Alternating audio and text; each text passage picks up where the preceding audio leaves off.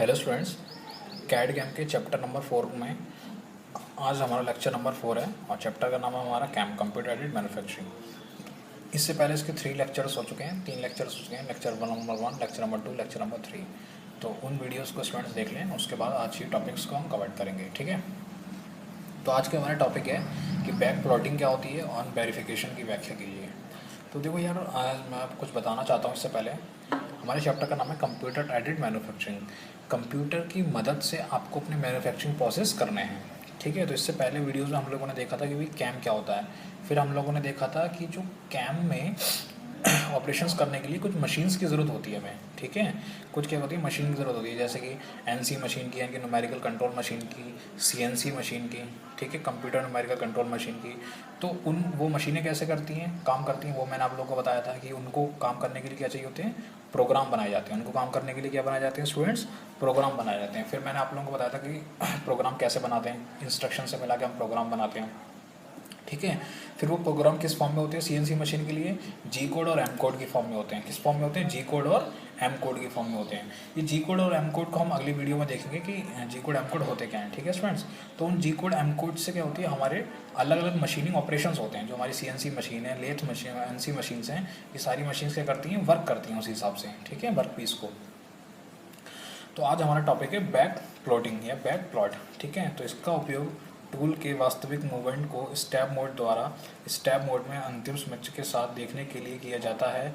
यह संभव है यदि इस स्तर पर कोई त्रुटि दिखाई देती है, तो जैसे कि कुछ कोनों में सामग्री को छोड़ दिया जाता है, तो उपयोगकर्ता वापस जा सकता है और टूल पाथ को संशोधित कर सकता है। तो देखो, इसका नाम ही समझ रहे, बैक प्लॉट। ठीक है, यानी कि जो भी मशीनिंग ऑपरेशन हो रहा है, सही है, कोई भी आपके पास जॉब है, कोई भी वर्क पीस है, आप उस पर क्या कर रहे हैं, मशीनिंग ऑपरेशन कर रहे हैं सीएनसी मशीन से। ठीक है, अब उसमें क्या होगा, टूल पाथ जनरेट होगा। टूल पाथ का मतलब है जैसे कि अपना जो जैसे कि मान लो कि कोई भी वर्क पीस है, उस पर जो भी कटिंग ऑपरेशन होना है, सॉरी मिलिंग ऑपरेशन होना है, तो मिलिंग के लिए रोटर मूव करेगा, उसे कट करेगा। ठीक है, कटर करेगा, रोटर जो होगा कटिंग करेगा। तो जब उसे कटिंग करेगा स्टूडेंट्स, तो उसके लिए क्या होता है, टूल पाथ जनरेट होगा, कहाँ कहाँ पर उसे कटिंग करनी है। ठीक है, वो हम क्या करेंगे, प्रोग्राम से देंगे।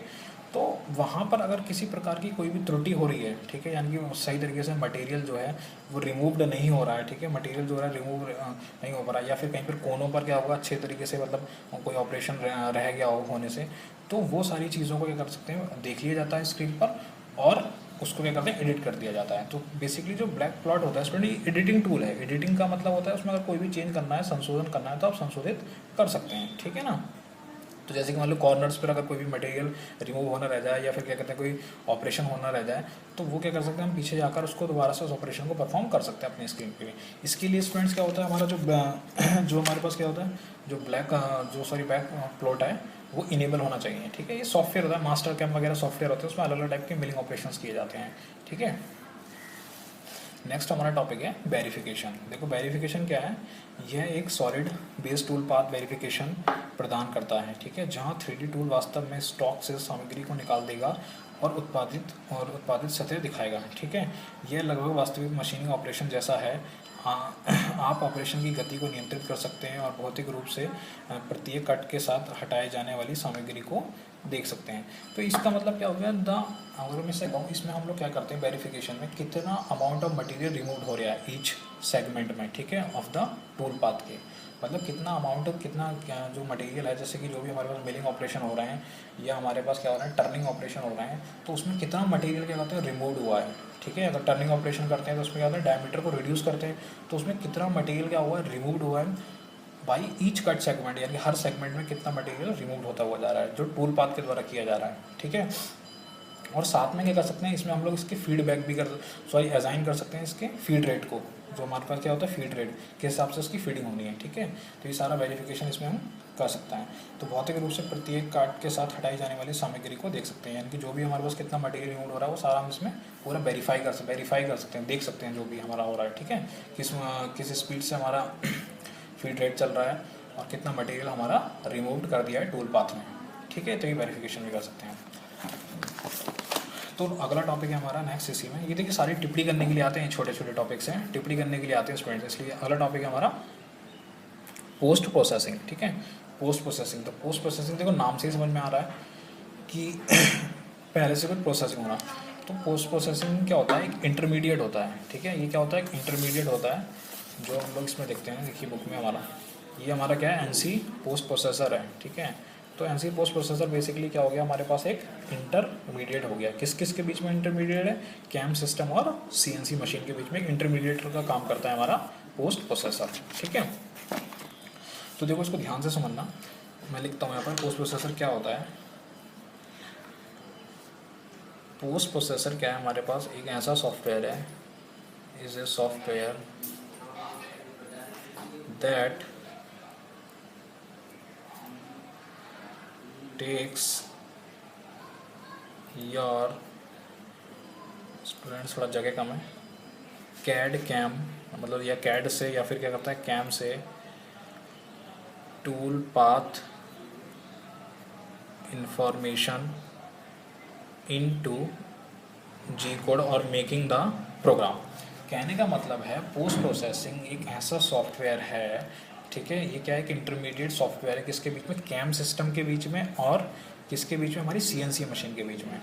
देखो होता क्या है कि मान लो कि आपने टूल पाथ को जनरेट कर दिया, ठीक है, टूल पाथ को आपने जनरेट कर दिया, ठीक है। टूल पाथ जनरेट के बाद उसकी अगर फाइल को, जो टूल पाथ जनरेशन की फाइल है, अगर आपको उसको कन्वर्ट करना है किसमें, मशीन कोड में, ठीक है। तो मशीन कोड में कन्वर्ट करने के लिए हमें क्या चाहिए होते हैं, एनसी पोस्ट प्रोसेसर चाहिए होते हैं। तो ये लिखा हुआ है कि ये एक ऐसा सॉफ्टवेयर है जो कैड कैम की फाइल को किस में कन्वर्ट कर देगा, प्रोग्राम में बदल देगा, ठीक है। ये क्या करता है, जनरेट कर देता है, एनसी प्रोग्राम को जनरेट कर देता है, ठीक है। कि देखो मान लो कि जैसे कि भी कोई भी ऑपरेशन होना है, ठीक है, जैसे मिलिंग ऑपरेशन होना है, तो मिलिंग ऑपरेशन के लिए जो भी हमारा टूल पाथ जिस तरीके से मूव किया होगा, जिस तरीके से कटिंग हुई होगी, ठीक है, जो भी हमारे पास रोटर, जो कटर होगा, जो रोटेट किया होगा, उसने कटिंग की होगी, तो स्टूडेंट्स उस कटिंग के लिए में जैसे जैसे हमारा टूल पाथ मूव किया गया होगा, तो वो जो इन्फॉर्मेशन है, टूल पाथ की जो भी इन्फॉर्मेशन है, उससे अगर हमें प्रोग्राम बनाना है, तो वो हमारा कौन काम करेगा, पोस्ट प्रोसेसर काम करेगा, ठीक है। जो भी टूल पाथ में इन्फॉर्मेशन है कि कहाँ कहाँ टूल पाथ ने मूव करा है, ठीक है, कहाँ का टूल पाथ हमारा क्या कहते हैं मूव किया है, वहाँ से वो क्या होता है, इन्फॉर्मेशन को निकाला जाता है पोस्ट प्रोसेसर द्वारा, और उसको किस में बदल जाता है, एक प्रोग्राम में बदल दिया जाता है, जी कोड और एम कोड, जिससे हम उसको समझ सकते हैं, एनालाइज कर सकते हैं, ठीक है। जी कोड और एम कोड की मदद से हम क्या कर सकते हैं, उसको एनालाइज कर सकते हैं। मैं बाद में बताऊंगा कि जी कोड से क्या समझ में आता है, एम कोड के नंबर से G001 का क्या होता है, ये सारा मतलब मैं बताऊँगा, ठीक है। तो बेसिकली एनसी पोस्ट प्रोग्रामिंग क्या हो गया कि एक ऐसा इंटरमीडिएट सॉफ्टवेयर है जो क्या करता है, टूल पाथ की इन्फॉर्मेशन को, जो भी टूल पाथ हमारा जैसे वर्क किया है, उसकी इन्फॉर्मेशन को किस में बदल देगा, प्रोग्राम में बदल देता है स्टूडेंट्स, ठीक है। और देखो टूल पाथ जनरेशन कैसे करते हैं, ये देखो टूल पाथ जनरेशन डिज़ाइन सतहों से, यानी जो भी अपने डिज़ाइन बनाया है उसके सरफेसेस से बिंदुओं का अनुक्रम का संग्रह है, ठीक है, सारी बिंदुओं से बनकर बना है, जो उपकरण सतह पर सामग्री को हटाने के लिए अनुसरण करता है, ठीक है। यानी कि जो भी आपके पास आपके वर्क पीस है, उसमें जो भी सामग्री है, ठीक है, जो भी मटेरियल है, वो क्या हो रहा है, रिमूव हो रहा है उस ऑपरेशन से, जो भी आप लोग ऑपरेशन करा रहे हैं, किसके अकॉर्डिंग हो रहा है, उस डिज़ाइन के अकॉर्डिंग हो रहा है, तो वो टूल पाथ हमारा क्या होगा, जनरेट होगा, ठीक है। इस तरीके से ये देखो हमारा ये टूल पाथ जनरेट हो रहा है, सरफेस से मटेरियल को रिमूव कर रहा है। तो जैसे जैसे ये मतलब जैसे जैसे ये कहते हैं इसको सरफेस से मटेरियल को रिमूव कर रहा होगा, तो कहाँ कहाँ कैसे कैसे ये मूव किया है, मतलब कैसे कैसे इसने ऑपरेशन किया है अपना, वो सारी इन्फॉर्मेशन को हम किस में बदल देंगे स्टूडेंट्स, इन्फॉर्मेशन बदल देंगे किसी प्रोग्राम में, और प्रोग्राम में हमारे क्या होते हैं, जी कोड और एम कोड। तो देखो हमने क्या हुआ, कैड में किसी भी मॉडल को बनाया, हमने क्या करा, कैड में देखो किसी भी मॉडल को बनाया, या कैम में हमने किसी मॉडल को बनाया, कैड कैम सॉफ्टवेयर में, ठीक है, उस मॉडल वगैरह को हमने तैयार किया, उसमें हमने टूल पाथ को कैम में जनरेट कर लिया, है ना स्टूडेंट्स। अब उसको सीएनसी में बदलने के लिए, अब उसको क्या कहते हैं, प्रोग्राम और जी कोड में बदलने के लिए, सीएनसी मशीनिंग ऑपरेशन के लिए हमें एक पोस्ट प्रोसेसर की ज़रूरत होती है। इसलिए कि इंटरमीडिएट का काम करता है क्या करने के लिए, फाइल को, जो भी हमारे पास फाइल है, टूल पाथ की जो भी फाइल होगी, ये वाली टूल पाथ में जो फाइल बनी होगी, उसको मशीन कोड में बदलने के लिए हमें एनसी पोस्ट प्रोसेसर की ज़रूरत होती है। तो आई होप आप लोगों को समझ में आ गया होगा। तो नेक्स्ट हमारा टॉपिक है transferring of drawing data from any CAD software to CNC. अब क्या करना है, देखो भाई हमने सारा काम कर लिया, हमने क्या कर लिया, अपना मॉडल भी तैयार कर लिया कैड सॉफ्टवेयर में, ठीक है, कैम सॉफ्टवेयर से अपना टूल पाथ वगैरह भी जनरेट हमने कर लिया, अगर कोई एडिटिंग हुई तो उस एडिटिंग को भी हमने सही कर लिया, ठीक है, सारा काम हो गया है। उसके बाद अब हमें कैसे अपनी कैड सॉफ्टवेयर में, यानी कि जो कैड सॉफ्टवेयर में मैंने कोई मॉडल बना रखा है, कोई भी ड्राइंग बना रखी है, उसको कैसे सीएनसी सॉफ्टवेयर में अपने ट्रांसफ़र करूँगा, क्योंकि सीएनसी में बेसिकली ऑपरेशन होने हैं, ठीक है। CNC में तो ऑपरेशन होने जी कोड और एम कोड की मदद से, क्योंकि कंप्यूटर कौन सी लाइन समझ में आती है, मशीन लैंग्वेज समझ में आती है, मशीन लैंग्वेज मतलब कोड समझ में आते हैं, ठीक है। तो उसके लिए हमें क्या चाहिए होता है, कैड सॉफ्टवेयर की फाइल को कन्वर्ट करना पड़ता है CNC सॉफ्टवेयर की फाइल में, ठीक है। तो उसके लिए कुछ स्टेप्स है वो फॉलो। पहला स्टेप है export your design to CNC compatible CAD file format, यानी कि अपने डिज़ाइन को या अपने क्या कहते हैं मॉडल को CNC compatible CAD file format में डालिए। यानी कि CNC में जब उसे हम क्या करेंगे अपलोड करेंगे तो उसको उस फाइल फॉर्मेट में डाल दीजिए जिससे CNC में वो कंपेटेबल हो, ठीक है, जिससे CNC उसे समझ सके, ठीक है स्टूडेंट्स। तो इसके लिए क्या होता है, मुख्यतः रूप से CNC मशीनिंग में उपयोग किए जाने वाले फाइल प्रारूप STEP स्टेप और IGS हैं, ठीक है। जो CNC मशीनिंग में उपयोग करने वाले हैं हमारे पास कौन कौन से हैं, वो स्टेप और IGS, इनके नाम याद रखिएगा आप लोग, ये देखिए स्टेप और IGS, ठीक है।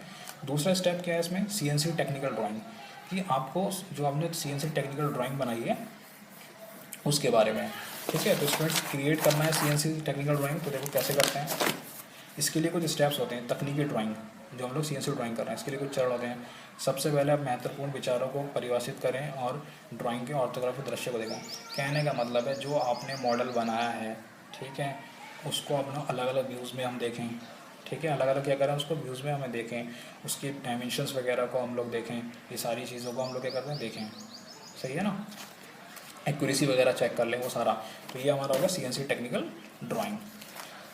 स्टेप थर्ड है get a CNC machining quite online, ठीक है। अब इसमें क्या होगा स्टेप, हमने CNC मशीन की, जब भाई हमने क्या कर दिया कैड फाइल की, सबसे पहला ऑपरेशन क्या करा हम लोगों ने, अपने डिज़ाइन को CNC फाइल फॉर्मेट में बदल दिया।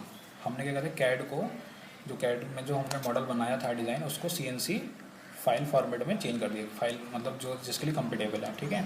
उसके बाद हमने टेक्निकल ड्राइंग को देख लिया कि उसमें सारा कुछ टेक्निकल ड्राइंग में क्या क्या चीज़ होती हैं स्टेप्स, फिर उसके लिए हमने क्या कर दिया उसको CNC में भेज दिया जहाँ पर मशीनिंग ऑपरेशंस हो जाएंगे हमारे, ठीक है। हमने पहले ही देखा है कि कैसे ऑनलाइन विनाइल नेटवर्क आपके CNC मशीनिंग पार्ट्स को पहले से ही आसान बना देता है। तो CNC क्या करेगी, मशीनिंग उन सारे ऑपरेशन को परफॉर्म करेगी जो आपको ऑपरेशंस को परफॉर्म करना है, ठीक है। उदाहरण के लिए आपको बस अपनी फाइलों को अपलोड करना होता है, तो इसके लिए बस क्या करना होता है, हमें जो भी कैड मॉडल की हमने फाइल बनाई उसको अपने CNC में अपलोड कर देंगे। स्टूडेंट्स अपलोड होने के बाद क्या होगा, वो ऑपरेशंस परफॉर्म होना शुरू हो जाएंगे। इसके लिए आपको होगा मटेरियल क्वांटिटी, कितना टाइम लगना है, ये सारी चीज़ें मैन्युफैक्चरिंग के लिए आपको पता होनी चाहिए। Thank you students.